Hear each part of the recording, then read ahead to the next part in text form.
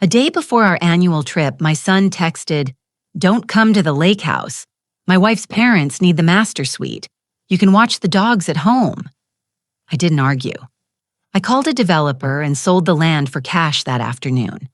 When they pulled up with their luggage, the house, "I'm glad to have you here. Follow my story until the end and comment the city you're watching from so I can see how far my story has reached." I was folding Barrett's old t-shirts when my phone buzzed. 38 years of being his mother, and I still kept some of his clothes in my linen closet.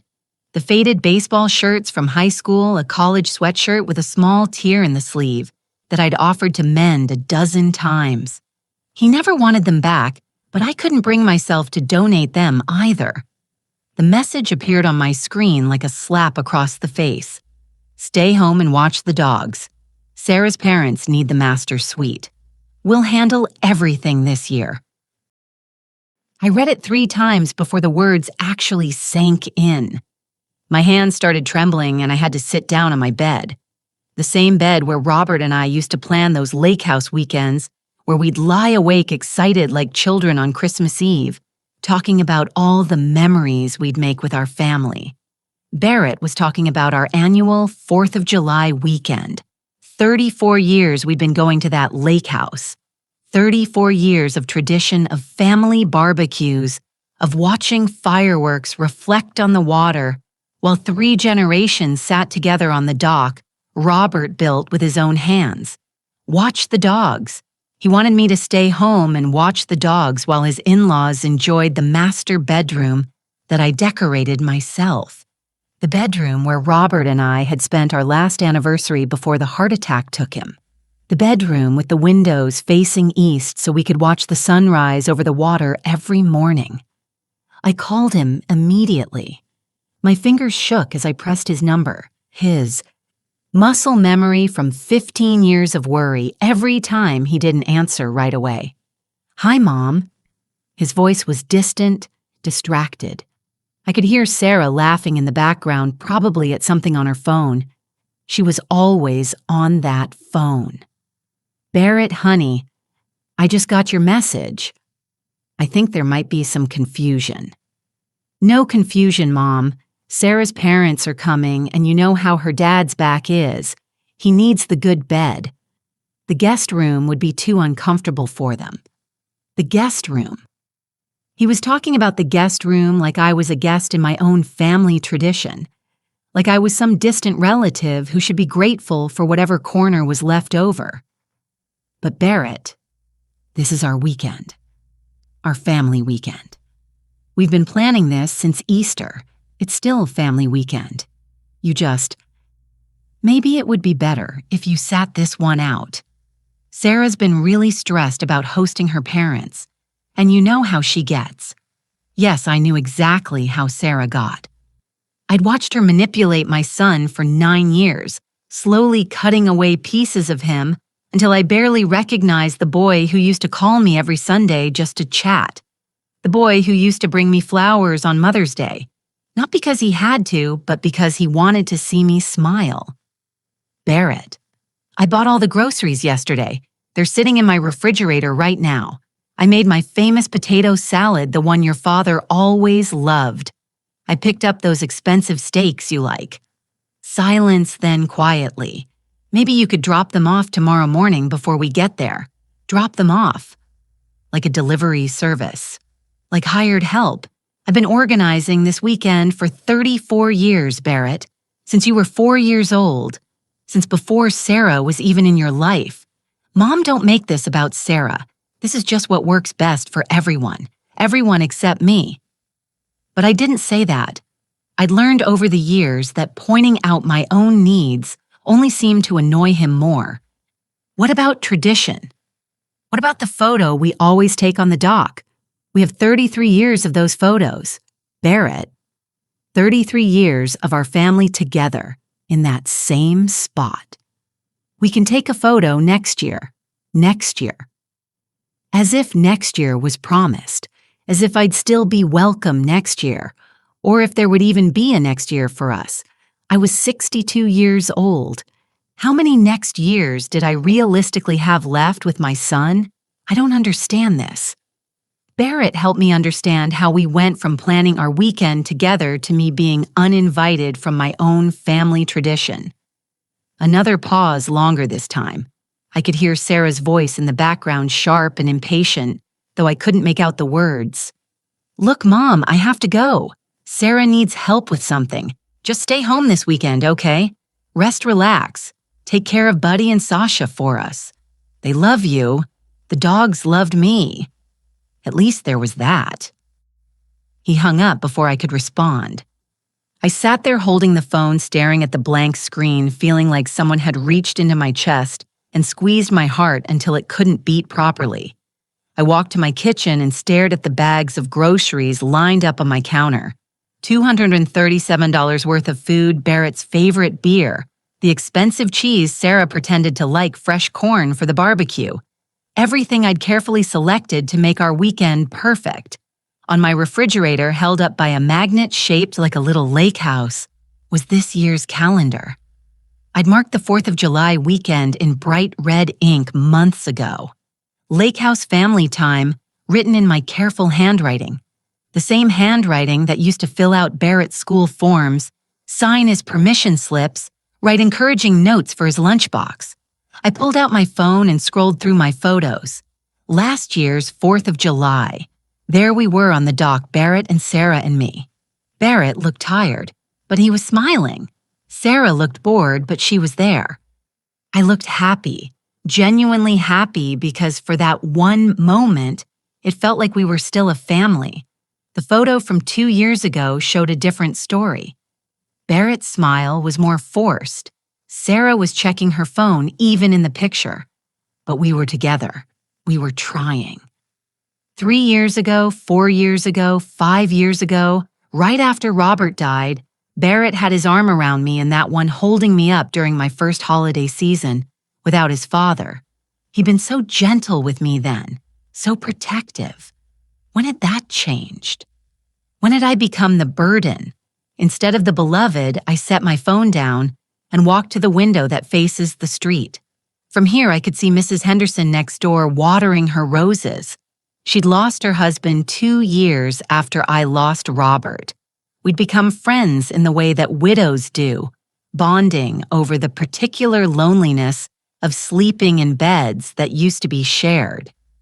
Mrs. Henderson had 3 daughters. All 3 called her every week. All 3 included her in their holiday plans. She spent Christmas bouncing between houses, complaining good-naturedly about being too busy to rest. I used to envy her, though I tried not to let it show. Now I wondered what she would think if she knew that my only child had just uninvited me from the family tradition I'd spent 34 years building. I turned away from the window and found myself staring at the empty picture frame on my mantel. Every year, I put the new lake house photo in that frame. It was already waiting for this year's picture, the one that apparently wouldn't include me. My phone buzzed again. For a moment, my heart leaped. Maybe Barrett had changed his mind. Maybe he'd realized how cruel his message had been. It was Sarah. "Hi, Marion. Just wanted to confirm you're okay with watching Buddy and Sasha this weekend. They've been so anxious lately, and you're so good with them. We really appreciate it." She was thanking me for being demoted to dog sitter. She was expressing gratitude for my humiliation. I didn't respond. I couldn't trust myself to type anything that wouldn't make things worse. Instead, I walked to my bedroom and pulled out the small suitcase I'd already packed for the weekend. 3 days' worth of clothes carefully chosen. My comfortable jeans for morning coffee on the deck. The sundress Robert always said brought out my eyes. My swimsuit, because even at 62, I still loved floating in that lake, feeling weightless and free. I unpacked everything, slowly hanging each item back in my closet, like I was putting away pieces of a dream I'd been foolish to believe in. The lake house had been our sanctuary. After Robert died, it became my lifeline, the place where I still felt connected to the family we used to be, the place where Barrett still laughed at my stories, where Sarah occasionally let her guard down enough to seem almost human. Now they wanted to take even that away from me. I sat on the edge of my bed and realized something that made my stomach clench with a cold, hard certainty. This wasn't about Sarah's parents. This wasn't about comfort or convenience. This was about erasing me. Barrett wasn't just uninviting me from one weekend. He was testing the waters, seeing how easily he could push me out of our family traditions, seeing if I'd fight back or if I'd simply accept whatever scraps of attention he was willing to throw my way. The worst part was, I probably would have accepted it. I probably would have shown up tomorrow morning with my bags of groceries, handed them over with a smile, and driven home to spend the holiday weekend alone with 2 dogs who weren't even mine. I probably would have done exactly what he expected me to do.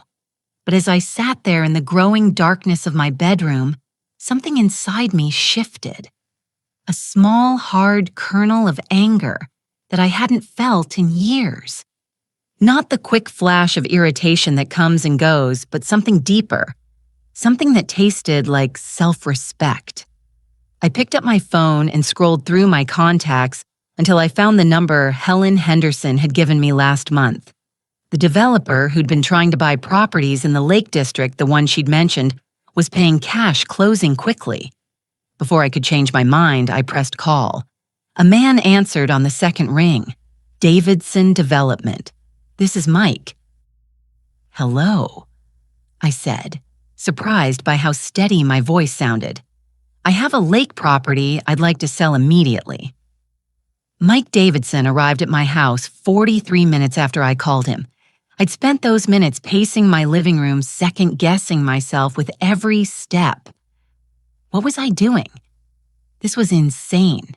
You don't sell a lake house worth $750,000 because your feelings got hurt.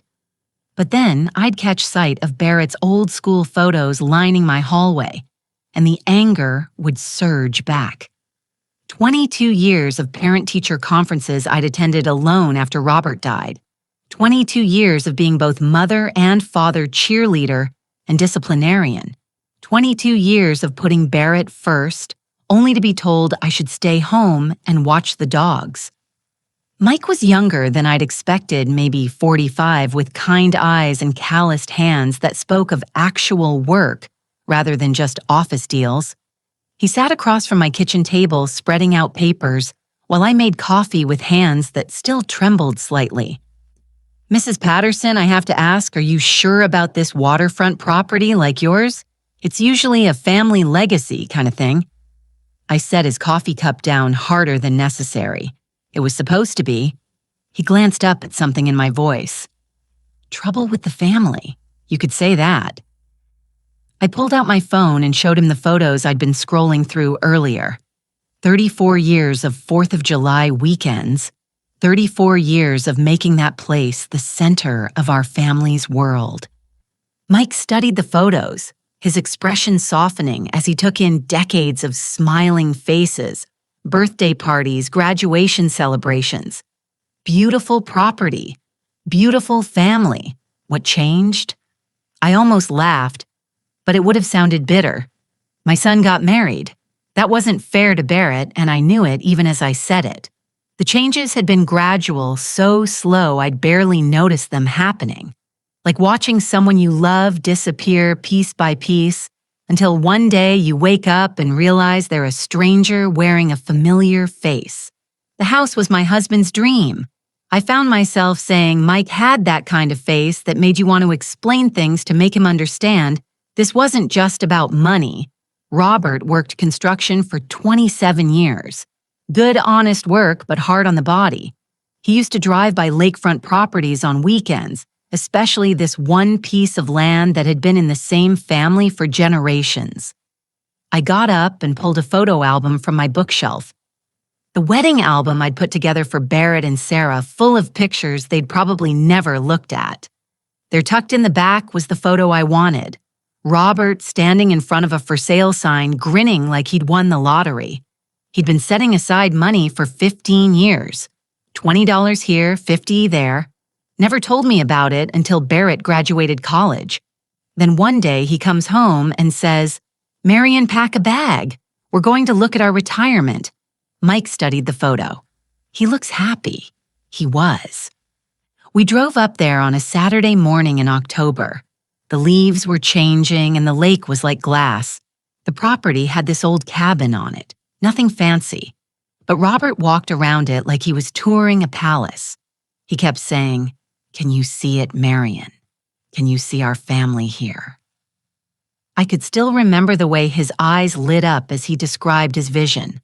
The deck he wanted to build, the fire pit for evening conversations, the dock where he'd teach Barrett's future children to fish. The way his own father had taught him. We couldn't afford it, not even close. But Robert had a gift for seeing possibilities where other people saw problems. The cabin needed work, major work. The septic system was ancient. The well pump was dying. Most buyers would have run away, but not Robert. Robert saw a project, something he could pour his love into, build with his own hands. He made an offer $50,000 below, asking price contingent on him, doing all the repairs himself. The sellers thought he was crazy, but they were desperate. It had been on the market for 2 years. Mike nodded, understanding the dynamics of a stalled sale, and he pulled it off. Spent every weekend for 3 years driving up there. Barrett and I would pack lunches and make it a family adventure. Barrett was 7 when we bought it, 10 when Robert finished the renovations. Those were some of the best years of our lives. I flipped through more photos. Barrett helping his father measure boards. His little hands trying to hold a level steady. Barrett and Robert covered in sawdust, grinning at the camera with identical smiles. Barrett learning to hammer nails, tongue sticking out in concentration.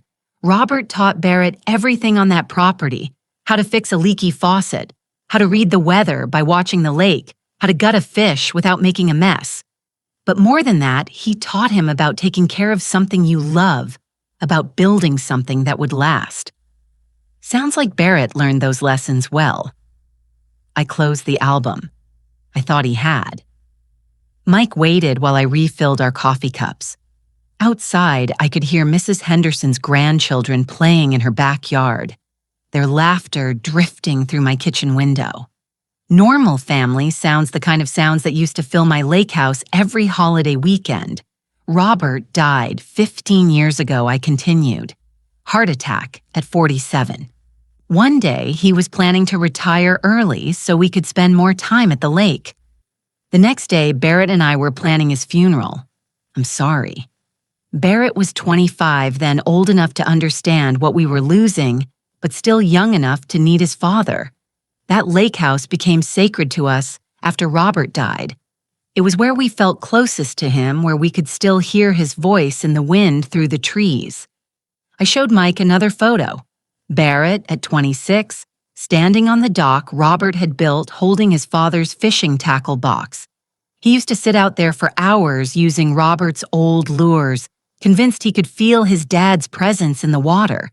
He'd tell me about conversations he'd had with Robert while he was fishing. Dreams where Robert gave him advice about work, about life, about becoming the man he was meant to be. What happened to change that, Sarah? The name came out sharper than I intended. Don't misunderstand me. Sarah isn't evil. She's just focused. She has very specific ideas about what kind of life she wants. And a rustic lake house didn't fit the image. Mike leaned back in his chair. She wanted him to sell it. She never said that directly. Sarah's too smart for that. She just started making it difficult to go. There was always something, a work event she couldn't miss. Plans with her friends that couldn't be changed.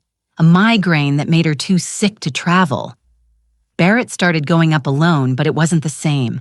The house was designed for family, for gathering. One person rattling around in all that space just felt lonely. I got up and walked to the window again. Mrs. Henderson was helping one of her grandsons with a bicycle, steadying the seat while he pedaled in wobbly circles. The kind of scene I'd imagined playing out at my lake house someday with Barrett's children. Then Sarah got pregnant. The words came out quietly. For 5 months, I thought everything would change. I started planning the nursery I'd set up in the lake house guest room. I bought a crib that would fit in the space by the window where the baby could watch the sunrise. I imagined teaching my grandchild to swim in that lake the way Robert had taught Barrett. Mike's silence felt gentle, inviting me to continue. Sarah miscarried at 22 weeks. We were all devastated. But Barrett, it broke something in him. He stopped going to the lake house entirely, said it hurt too much to be there with all those empty rooms that were supposed to be filled with family. But you kept going. I had to. It was the only place I still felt like Robert's wife instead of his widow. The only place where Barrett's childhood wasn't just a memory. I started going up by myself, maintaining the property, keeping it ready for when Barrett was ready to come back. I pulled out my phone and showed Mike the photos from recent years. Me alone on the dock, raising a coffee cup and a solitary toast. Me tending the garden Robert had planted. Me sitting by the fire pit, surrounded by empty chairs. Sarah eventually agreed to start coming again, but only for special occasions. Only when it served some purpose for her. She'd invite her friends up for girls' weekends, or suggest we host Barrett's work colleagues for corporate retreats. She turned my sanctuary into a networking opportunity. That must have been hard to watch. I told myself it was worth it if it meant Barrett was using the house again, if it meant we were still gathering as a family, even if the gatherings felt different, even if Sarah spent most of her time on her phone, or complaining about the Wi-Fi signal or suggesting improvements that would have destroyed everything Robert built with his hands. Mike gathered his papers and pulled out a contract. Mrs. Patterson, I can have cash in your account by tomorrow afternoon. 700 Susan dollars as is. No inspections, no contingencies, but once you sign this, there's no going back. Are you absolutely certain this is what you want to do? I looked around my kitchen at the reminders of the life I'd built around being Barrett's mother. The refrigerator covered with his old artwork, the cookbook filled with his favorite recipes, the calendar marking every important date in his life like a shrine to motherhood. Then I thought about his text message, "Stay home and watch the dogs." 34 years of tradition dismissed in a single sentence. 34 years of love reduced to dog-sitting duties. How quickly can your crews clear the property? Mike checked his phone. If you sign today, we could have demo crews there by Monday morning. The old cabin will be gone by Wednesday. I picked up the pen. My hand steady now for the first time since Barrett's message had shattered my afternoon. Where do I sign I didn't sleep Thursday night? Every time I closed my eyes, I saw Robert's face the day we first walked through that lake house. The way he'd run his hands along the rough cabin walls like he was blessing them. The way he'd stood on the shore and said, "This is where our grandchildren will learn to swim, Marion. This is where our family will grow old together." By Friday morning, I'd convinced myself I'd made a terrible mistake. $700,000 in my checking account felt like blood money. I'd betrayed Robert's memory, destroyed Barrett's inheritance, ruined everything over a moment of wounded pride. I was reaching for my phone to call Mike Davidson to beg him to tear up the contract when my doorbell rang. Mrs. Henderson stood on my porch, holding a manila envelope, her face grim in a way that made my stomach clench. "Marion, honey." I didn't want to show you this, but I think you need to see it. She followed me into the kitchen and spread photos across my table, color printouts, from Facebook timestamp dates stretching back months. My breath caught in my throat. Barrett and Sarah at my lake house, but not alone. My niece Emma lives in town now, remember? She's been seeing that boy who works at the marina. They've been talking about all the parties up at your place. I picked up the first photo with shaking hands. Barrett and Sarah with 6 other couples, all of them holding drinks, standing on my deck like they owned it. Sarah was wearing a designer bikini I'd never seen before, posed like she was in a magazine spread. The timestamp reads ago. 3 weeks ago, Barrett had called me to cancel our monthly dinner because he was swamped at work. Emma said they've been happening most weekends since spring. Mrs. Henderson continued gently. She thought you knew. She thought you were okay with it. I flipped through more photos. Barrett grilling steaks on the barbecue Robert built. Sarah and her friends lounging on the furniture I'd carefully chosen and maintained. Group shots around the fire pit. Everyone laughing like they didn't have a care in the world. In every single photo, my son looked happier than I'd seen him in years. This one's from Memorial Day weekend, Mrs. Henderson said, pointing to a photo that made my vision blur with rage. Sarah was holding a champagne glass standing in front of the hand-carved welcome sign I'd commissioned after Robert died. The one that read, Patterson Family Lake House Esther 2010, where love lives on. But someone had taped a piece of paper over Patterson Family. Now it read, Barrett and Sarah's Lake House. They'd erased me, literally covered up my family name and replaced it with their own. Marion, are you okay? You've gone completely white. I couldn't speak. I kept staring at that covered sign, at the casual cruelty of it. They hadn't just excluded me from their parties. They'd rewritten history pretending the house belonged to them alone. I flipped to the next photo and felt something crack in my chest. Barrett was standing exactly where Robert used to stand when he'd call us in for dinner, or arms spread wide in the same gesture his father used to make. But instead of calling for family, he was posing for Sarah's camera mugging like a college kid at spring break. The next photo showed Sarah's friends exploring the house. My house, the master bedroom, where I'd grieved Robert's death. The guest room where I'd dreamed of rocking Barrett's babies. The kitchen where I'd cooked thousands of meals, where every pot and pan and coffee mug held memories of the family I'd thought we were. Emma said Sarah told everyone it was their family's vacation house, Mrs. Henderson said quietly. She never mentioned you at all. Their family's vacation house, not our family, theirs. I found my voice, though. It came out horsaro and strange. How long have you known about this? Emma mentioned it a few weeks ago, but I didn't think much of it. Young people have different ways of doing things. I thought maybe you'd given them permission to use the house more freely. More freely. As if I'd ever restricted their access to a place I'd maintained entirely for their benefit. But when you told me yesterday about Barrett uninviting you from this weekend, about how he wanted you to watch the dogs, Mrs. Henderson shook her head. I realized Emma's stories didn't match what you were telling me. So I asked her to show me the photos. I stared at a picture of Sarah raising a toast, surrounded by friends I'd never met in the living room, where Robert and I used to play cards on rainy afternoons. The caption underneath read, Living our best lake life. So grateful for this perfect escape. Perfect escape. From what? From me. There's more, Mrs. Henderson said, reluctantly. She pulled out her phone and showed me a screenshot of a text conversation. Emma's boyfriend sent this to her yesterday. The messages were between two people I didn't recognize talking about this weekend's plans. Barrett said his mom finally won't be there this time. Thank God. Sarah said she's been trying to figure out how to get rid of her all summer. What's the deal with that? It's not even the mom's house anymore, right? I guess. Technically, it is. But Sarah said Barrett's working on that. Something about getting her to sign it over or whatever. The phone slipped from my numb fingers, getting me to sign it over.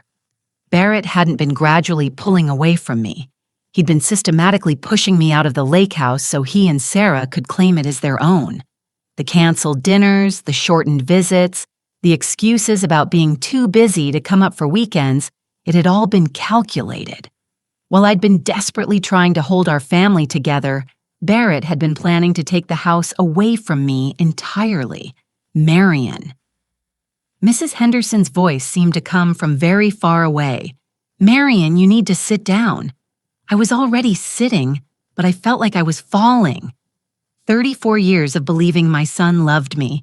34 years of sacrificing for him. Working extra shifts to pay for the house maintenance, skipping my own needs to make sure he always had a place to escape to, and he'd been plotting to steal it from me, not just use it without permission. Steal it. My phone buzzed. A text from Barrett.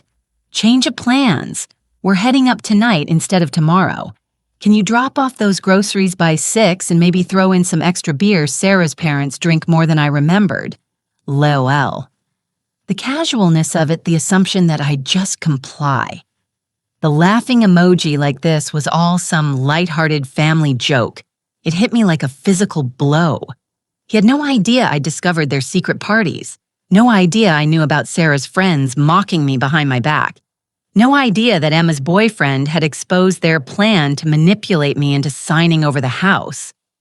Barrett thought he was dealing with the same pushover mother who'd been enabling his selfishness for years. The mother who'd accepted every excuse, every cancellation, every gradual erosion of respect without fighting back. But that mother was gone.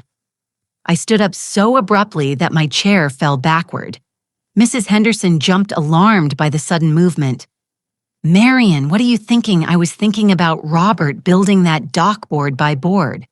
I was thinking about Barrett as a 7-year-old hammer in his tiny hands, so eager to help his father create something beautiful. I was thinking about all the love and hope and dreams that had gone into that house, now reduced to a party venue for people who'd never even met the man who built it. I was thinking about Sarah covering up my family name like I was something to be ashamed of. "I need to make a phone call," I said, my voice deadly calm. I dialed Mike Davidson's number. He answered immediately like he'd been expecting to hear from me. Mrs. Patterson having second thoughts. "Actually, I have a question about timing. How quickly can you get those demolition crews to the property?" "Well, we were planning to start Monday, but if you need it faster, I need them there tomorrow, Saturday morning early." A pause. "That's going to cost extra for weekend crews. I don't care what it costs." Another pause. "May I ask why the rush?" I looked at the photos scattered across my kitchen table. Barrett's smiling face in every single one, celebrating in the house his father had built, while systematically erasing me from the story. Let's just say I want to surprise my family. I hung up and turned to Mrs. Henderson, who was staring at me with a mixture of concern and admiration. "You're really going to do this?" I thought about Barrett's text message about him ordering me to deliver groceries like hired help, while he and his wife entertained her parents in the master bedroom that still smelled like Robert's aftershave. I thought about Sarah's friends laughing about finally getting rid of me. I thought about the covered sign, my family name hidden like something shameful. "Helen," I said, and my voice was steadier than it had been in years. "Would you like to drive up to the lake with me tomorrow morning? I think you'd enjoy the show." Her eyes lit up with something that looked suspiciously like anticipation. "What time should I be ready?" I checked my watch. Barrett would be arriving at the house in approximately 18 hours, expecting to find his usual playground waiting for him. Instead, he was going to find something very different. 7 a.m., I said, "and bring your camera. I have a feeling this is going to be a weekend none of us will ever forget." The sound of construction equipment echoed across the lake like thunder. I sat in my car at the end of the long driveway, Mrs. Henderson beside me, watching 3 bulldozers tear into the house Robert had rebuilt with his own hands. The morning air was thick with dust and the smell of diesel fuel, but underneath it all, I caught the faint scent of the wild roses Robert had planted along the property line. They would be gone by noon, too. "Are you sure about this?" Marion, Mrs. Henderson asked for the 3rd time, though her voice held more excitement than concern. "Once it's down forever." I watched a section of the front porch collapse, taking with it the swing where Barrett used to read comic books on lazy summer afternoons. "It's been gone for a while, Helen. I'm just making it official." Mike Davidson's crew had arrived at 6:30 exactly as promised. 3 bulldozers, a demolition team, and enough equipment to level the house completely by Sunday night. The extra cost for weekend work had been worth every penny to see the foreman's confused expression when I'd insisted they start with the welcome sign. The same sign Sarah had covered with her own name was now buried under a pile of splintered wood and torn metal. My phone had been buzzing constantly since 7 a.m. First Barrett, then Sarah, then Barrett again. I'd ignored every call, every frantic text message. Let them wonder. Let them panic. Let them feel for once what it was like to have something precious ripped away without warning. There, Mrs. Henderson said, pointing toward the main road. Is that them? Barrett's silver BMW appeared through the trees, moving fast enough to send gravel spraying behind it. Even from a distance, I could see the car swerving slightly as the driver tried to process what they were seeing. The car skidded to a stop 50 FT from the construction zone.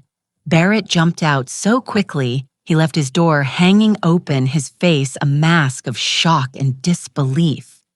Sarah emerged more slowly from the passenger side, her designer sunglasses hiding her eyes, but not the rigid set of her jaw.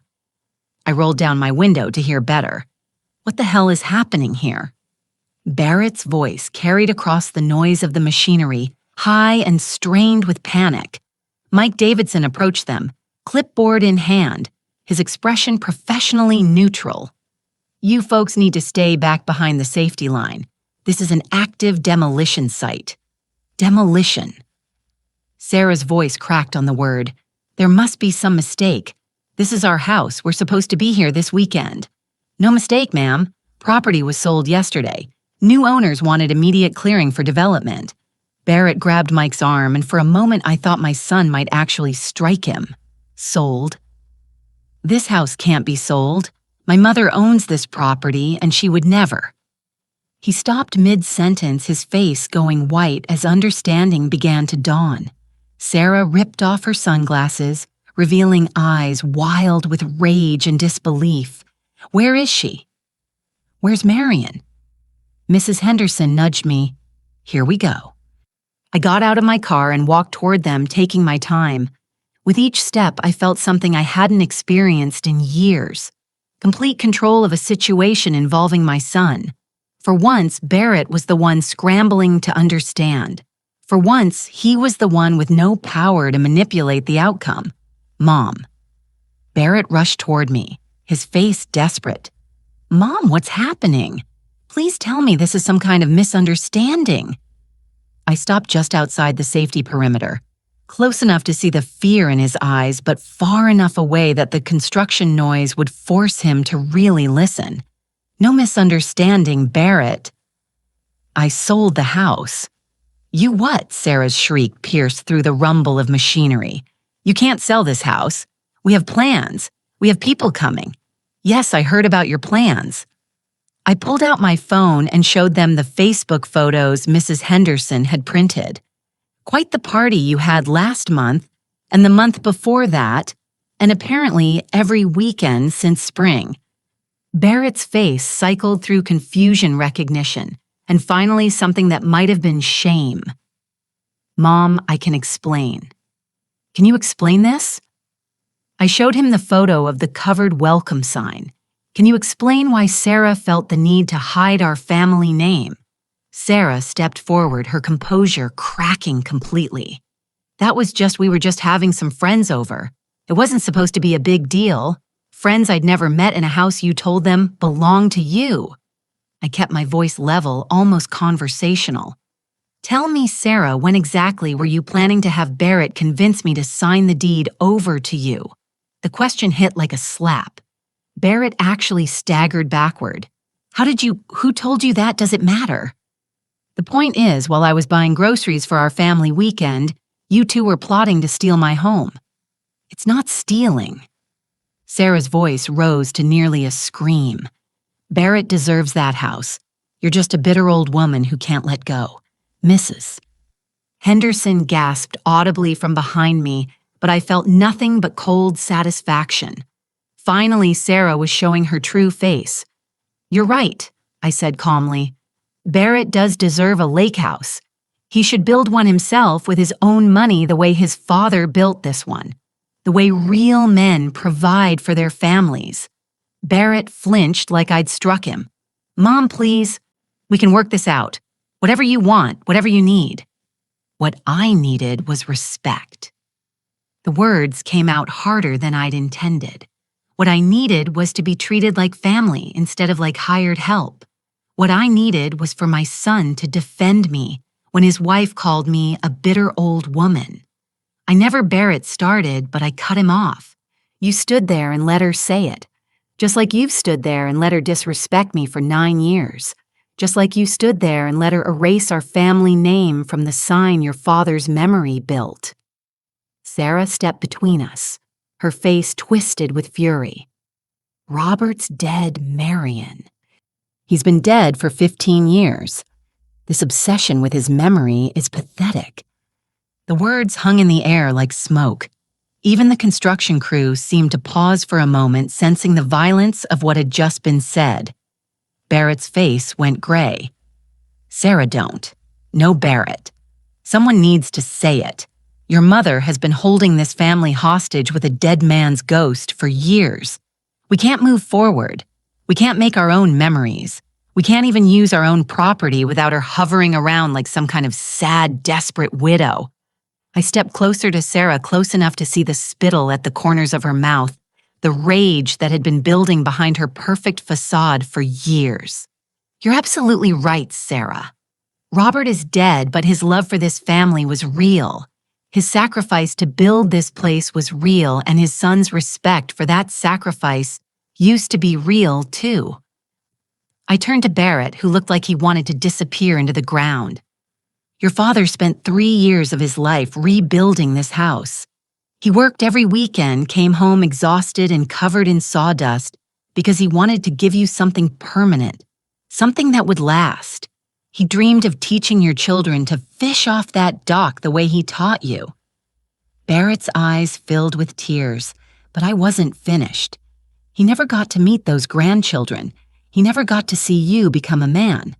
But he believed you would honor what he built here. He believed you understood the difference between earning something and taking it. I did understand. Barrett whispered. I do understand. No, you don't. I shook my head sadly. If you understood, you wouldn't have plotted to steal this place from me. If you understood, you wouldn't have let your wife mock your father's memory. If you understood, you would have built something of your own instead of trying to take mine. Sarah laughed, a harsh sound that cut through everything else. Built something of his own with what money Barrett can barely afford his car payments, much less buy lakefront property.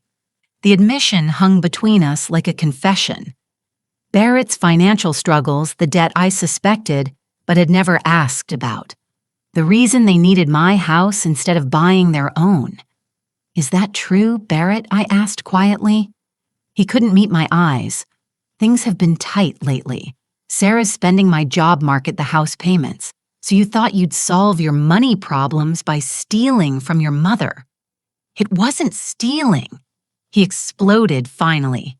You're going to die someday anyway. I'm your only child. That house should come to me. The words echoed across the construction site. Should come to him. Like my love, my sacrifice, my years of maintenance and care meant nothing. Like I was just an inconvenient obstacle between him and his inheritance. I looked at my son, really looked at him, and realized I was seeing a stranger. The little boy who'd helped his father build this place was gone, replaced by a weak, greedy man who felt entitled to things he'd never earned. You're right, Barrett. Someday I will die, and when that day comes, you'll inherit whatever I choose to leave you. I gestured toward the demolition site where the last wall of the house was coming down in a shower of dust and memories. Today isn't that day, and this isn't that house. Sarah grabbed Barrett's arm, her face desperate now instead of angry. Do something. Stop them. This is our future they're destroying. But Barrett just stood there watching bulldozers bury 34 years of family history under piles of debris. His face was blank, shocked like he was seeing the consequences of his choices for the first time. "The bulldozers will be finished by tomorrow evening," I said, turning to walk back to my car. "I'll have the property cleaned up and ready for the developers by Monday morning." "Where are we supposed to go?" Sarah called after me. "We told people we'd be here. We have nowhere else." I stopped and looked back at them one last time. Barrett and Sarah standing in the ruins of everything Robert had built, everything I had maintained, everything they had taken for granted. "I guess you'll have to figure that out the same way you plan to figure out how to steal my house," I said, "without me."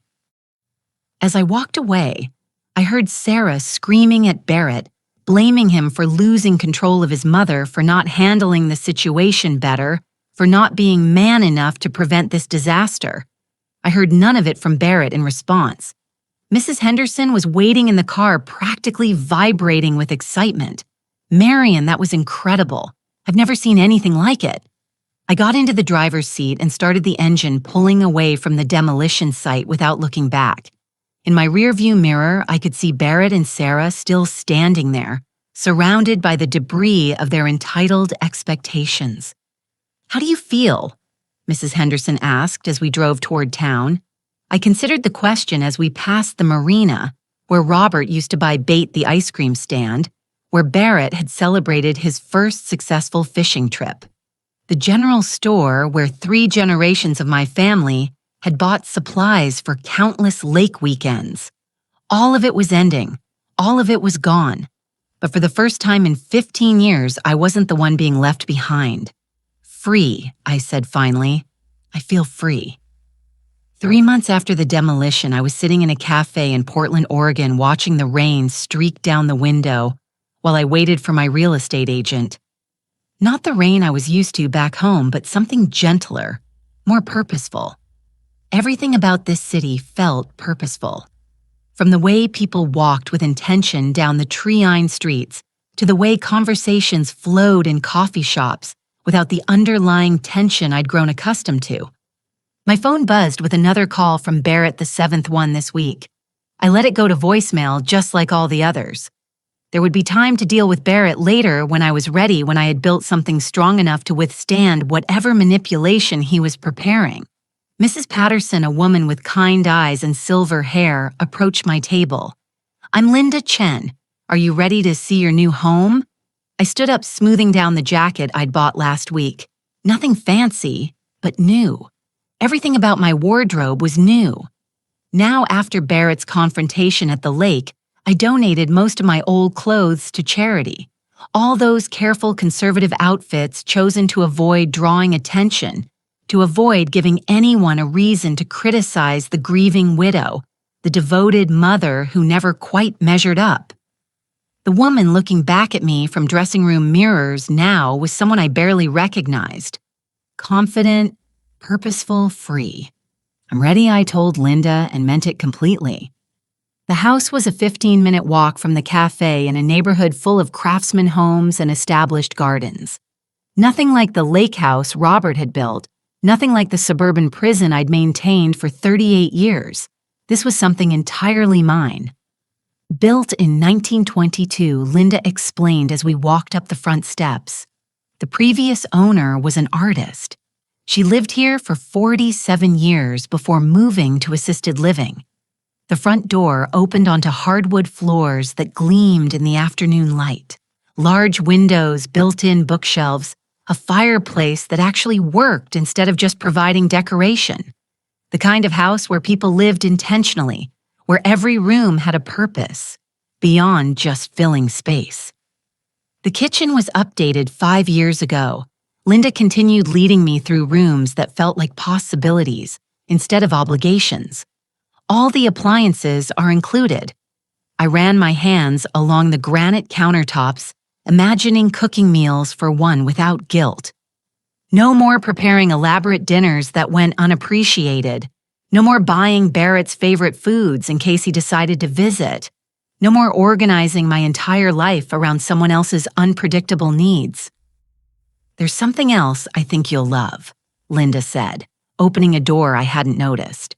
The room beyond was flooded with natural light from a wall of windows facing north. Built-in easels lined one wall, storage cabinets filled another, a workspace designed for creation, for pursuing something meaningful instead of just maintaining what already existed. The previous owner was a painter, Linda explained. She said, "This room gets the most beautiful light in the afternoons. I stood in the center of the studio feeling something I hadn't experienced since Robert died. Possibility. Not the careful, tentative hope of maybe someday, but the immediate electric sense that my life could be different starting right now. I'll take it," I said without hesitation. Linda blinked, clearly not expecting such a quick decision. "Don't you want to think about it? Discuss it with your family." "There's no family to discuss it with," I said. And the words didn't sting anymore. They were simply fact, no more painful than saying the sky was blue or the rain was wet. We spent the next hour filling out paperwork. Purchase price $425,000. Down payment $300,000 in cash. No mortgage, no monthly payments, no financial obligations to anyone but myself. When Linda asked about my plans for the property, I found myself talking about things I'd never said out loud before. About the pottery class I'd always wanted to take, about the garden I wanted to grow focused on beauty instead of practicality, about the books I wanted to read without interruption, the movies I wanted to watch without considering whether someone else would enjoy them. "It sounds like you're starting a whole new chapter," Linda said, as we shook hands on the deal. "More like a whole new book," I replied. That evening, I called Mrs. Henderson from my hotel room. She answered on the second ring, her voice bright with anticipation. "Marion, how's Oregon treating you? I bought a house today." Silence, then a delighted gasp. "You what? Tell me everything." I described the craftsman, home the artist's studio, the neighborhood full of people who minded their own business in the best possible way. As I talked, I realized I hadn't felt this excited about anything in years, maybe decades. "It sounds perfect for you," Mrs. Henderson said. "When do you move in next month?" "I'm having everything shipped from storage. I'd put most of my belongings in a storage unit after selling my house in Sacramento." Another decision that had shocked Barrett, though he'd been too busy dealing with his own financial crisis to protest much. And Barrett. "Have you talked to him?" I looked out my hotel window at the Portland skyline lights beginning to twinkle as evening settled over the city. "He's been calling." "I'm not ready to answer yet. You don't have to be ready on anyone else's timeline, honey. Take all the time you need." After we hung up, I opened my laptop and scrolled through the photos I'd taken today. The empty studio waiting for whatever I decided to create. The kitchen where I'd cook meals based on what I wanted to eat, not what someone else expected. The living room where I could arrange furniture for my own comfort instead of optimizing for visitors who rarely came. My phone buzzed with a text message, not from Barrett this time, but from an unknown number. "Hi, Mrs. Patterson. This is Emma Henderson, Helen's niece. She gave me your number and said you might be interested in some information about Barrett and Sarah." I stared at the message for a long moment. Emma, the young woman whose boyfriend had exposed Barrett and Sarah's plan to steal my house. Part of me wanted to ignore it, to focus on moving forward instead of looking backward, but a larger part needed to know. "What kind of information?" I typed back. The response came immediately. "Sarah left Barrett 3 weeks ago, took half of everything, and moved back to her parents' house. Barrett's been asking around town about you, trying to find out where you went." I set the phone down and walked to the window again. Sarah had abandoned Barrett the moment their scheme fell apart. Of course she had. Without my lake house to offer her friends, without the prospect of inheriting valuable property, Barrett had nothing to offer her except debt and disappointment. My phone buzzed again. "He's been telling people you had some kind of breakdown, that the stress of being a widow made you do crazy things. Thought you should know what story he's spreading. A breakdown." Barrett was rewriting history again, casting me as the unstable one while he played the long-suffering son dealing with his mentally ill mother. The same pattern he'd learned from Sarah, the same refusal to accept responsibility for his own choices. I typed back, "Thank you for letting me know." Then I blocked the number. Barrett's version of events didn't matter anymore. Let him tell whatever stories helped him sleep at night. Let him blame his mother for his failed marriage, his financial problems, his inability to build anything lasting on his own. The truth was simpler and more devastating than any lie he could construct. He had revealed himself to be someone I no longer recognized as my son. I spent the next week exploring Portland, learning the rhythms of a city that felt like home in ways I'd never expected. Coffee shops where people worked on laptops or read books without constantly checking their phones. Bookstores with knowledgeable staff who made recommendations based on actual conversation instead of just pushing bestsellers. Galleries showing work by local artists. People who'd chosen to create something beautiful instead of just consuming what others had made. On Thursday, I signed up for a pottery class at a studio 3 blocks from my new house. The instructor was a woman about my age who'd started making ceramics after her divorce, turning her need to create something with her hands into a second career that brought her more satisfaction than her first. "Have you ever worked with clay before?" she asked as I filled out the registration form. "No, but I think it's time I learned." She smiled. "Best reason to start anything. What made you decide on pottery?" I thought about Robert's hands always building something, always fixing what was broken. I thought about Barrett's hands, which had learned to take but never to make.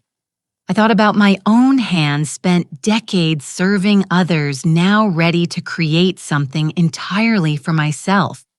I want to make something that will last, I said. Something beautiful that belongs only to me.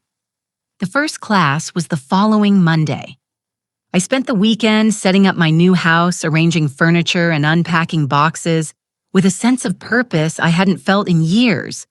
No photo albums full of Barrett's childhood pictures, no shrine to motherhood in every room, just my things arranged for my comfort in spaces designed for my life.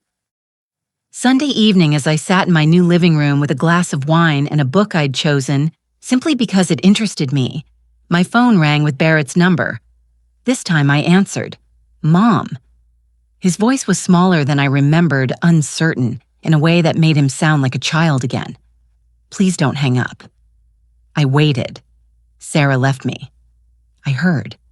She took everything. The furniture, the car, even the dog, she said. His voice broke slightly. She said, "I was weak for letting you destroy our future." Our future. Even now, even after everything he couldn't see, that the future he'd planned had been built on theft and manipulation. "I'm sorry your marriage failed, Barrett. Are you?" The question came out sharper than he'd intended because it feels like you got exactly what you wanted. I set down my wine glass and looked out at the Portland skyline, at the life I was building 3 states away from everything I'd once thought mattered. What I wanted was a son who respected me enough not to steal from me. What I wanted was a family that included me instead of plotting to erase me. What I wanted was to matter to the people I'd spent my life serving. You did matter. You do matter. No, Barrett. I was useful. There's a difference. Silence stretched between us, filled with all the conversations we'd never had. All the honesty we'd both avoided for years. "I don't know how to fix this," he said finally. "You can't fix it," I said gently, "but you could try building something new, something honest, something that doesn't require taking from other people." "I don't know how to do that." "Then learn the way your father learned to build that lake house. The way I'm learning to live without you."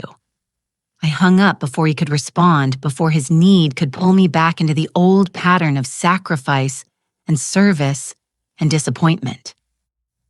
Outside my window, Portland was settling into evening lights, coming on in houses where people lived their own lives, made their own choices, built their own definitions of family and home and happiness. For the first time in 38 years, I was one of them. 5 months later, I was in my pottery studio when the doorbell rang.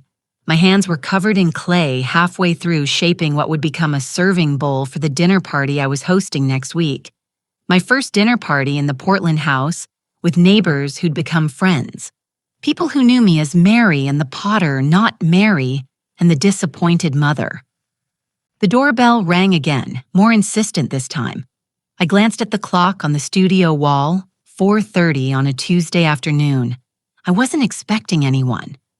I wiped my hands on my apron and made my way to the front door, already irritated by the interruption. Through the frosted glass, I could see a familiar silhouette that made my stomach clench with old, unwanted reflexes. Barrett stood on my front porch, looking like he'd aged a decade and 6 months. His hair was unkempt, his clothes wrinkled, and his face had the hollow look of someone who'd been surviving on fast food and very little sleep. Behind him sat a beat-up Honda Civic I didn't recognize, loaded down with boxes and garbage bags like he was moving his entire life. I opened the door but didn't invite him in. "Hello, Barrett." "Mom." His voice cracked on the word. "I've been driving for 3 days looking for you. Mrs. Henderson finally told me you were in Portland. Helen shouldn't have done that. Please don't be angry with her." I told her it was an emergency. I studied his face looking for signs of genuine crisis versus the manufactured urgency he'd used to manipulate me for years. He looked genuinely desperate, but that didn't necessarily mean anything had actually changed. "What kind of emergency?" He gestured vaguely at the car full of his possessions. "I lost the house, lost my job. Everything just..." He swallowed hard. "Everything fell apart after Sarah left." "I'm sorry to hear that." Barrett blinked clearly, expecting more reaction. When none came, he stepped closer to the door. "Mom, I was hoping. I need a place to stay. Just temporarily, just until I can get back on my feet." There it was. The real reason for his cross-country pilgrimage. Not remorse, not genuine desire to repair our relationship, but need. Barrett needed something from me. So Barrett had come calling, just like always. "I see. I know things ended badly between us. I know you're angry, but I'm still your son. And I..." His voice broke again. "I have nowhere else to go." I looked past him at the car full of his life's debris, clothes and electronics, and the detritus of a man who'd never learned to build anything lasting because he'd always assumed someone else would provide the foundation. "Have you eaten today?" He shook his head, relief flooding his features at what he interpreted as maternal concern breaking through. "There's a diner 6 blocks down on Hawthorne. Decent food, reasonable prices. You should get something to eat and find a motel for the night. We can talk tomorrow." A motel. He stared at me like I'd suggested he sleep in a cardboard box. "Mom, I can't afford a motel. I've got maybe $60 to my name. Then you should be more careful how you spend it." I started to close the door, but Barrett caught it with his hand. "Wait, please, just let me come inside. Let me explain what happened. Once you understand, I understand perfectly, Barrett. Your wife left you because you weren't useful to her anymore. Your employer fired you because you weren't reliable. Your creditors foreclosed on your house because you couldn't manage your finances. And now you're here because you think I'll rescue you from the consequences of your own choices." He flinched like I'd struck him. "That's not. It's more complicated than that, is it?" I removed his hand from my door and stepped back. "Tell me, Barrett, what exactly did you think would happen when you showed up here? Did you imagine I'd take one look at you and forget everything that happened at the lake house? Did you think I'd invite you to move into my spare bedroom and go back to taking care of you? Like you're still a child, I thought." He swallowed hard. "I thought you'd forgive me. I'm your son. That's what mothers do." The audacity of it took my breath away. After everything he'd done, everything he'd put me through, he still believed he was entitled to my forgiveness simply by virtue of existing. Forgiveness isn't the same thing as enabling Barrett. And being your mother doesn't mean I have to rescue you from every mess you create. But you did it before. You did. When Dad died. When I couldn't find work right after college. When Sarah and I were having problems. Yes, I did. And look what it taught you. That there would always be someone to clean up your mistakes.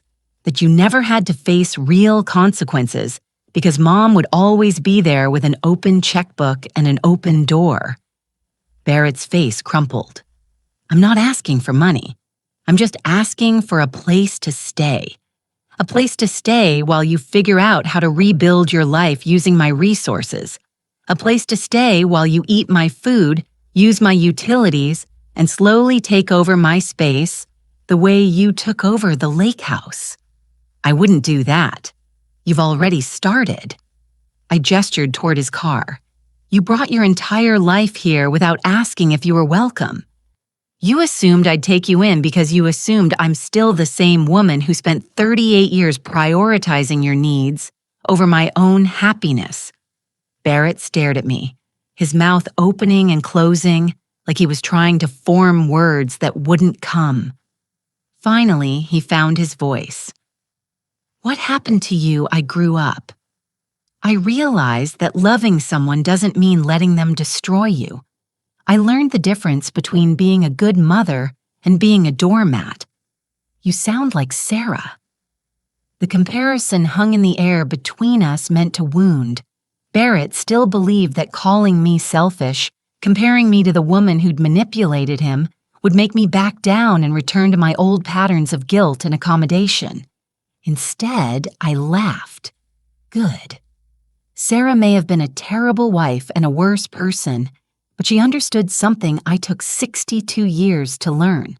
She understood that you don't owe other people your life just because they share your DNA. Barrett took a step backward. Genuine shock replacing his calculated desperation. I can't believe you're saying this. Then you haven't been listening for the past 40 years. I started to close the door again, but Barrett's voice stopped me. What am I supposed to do? For the first time since he'd arrived, I heard something genuine in his voice. Not manipulation, not entitlement, but actual fear. The fear of a man who'd finally run out of people to use and places to hide. I softened my tone, though I didn't change my position. You're supposed to figure it out, Barrett, the way adults do. Get a job, any job. Find a room you can afford. Start building a life based on what you can earn instead of what you can take from other people. I don't know how to do that. Then learn the same way I learned how to live without your father. The same way I learned how to live without you. Barrett stood there for a long moment staring at me like he was trying to reconcile the mother he'd always known with the woman standing in front of him. The mother who'd always given in, always found a way to help, always put his needs first. That mother was gone, and we both knew it. If I do that, he said quietly, if I figure out how to build something on my own, could we ever have a relationship again? He nodded hope flickering in his eyes for the first time since he'd arrived. I considered the question, really considered it.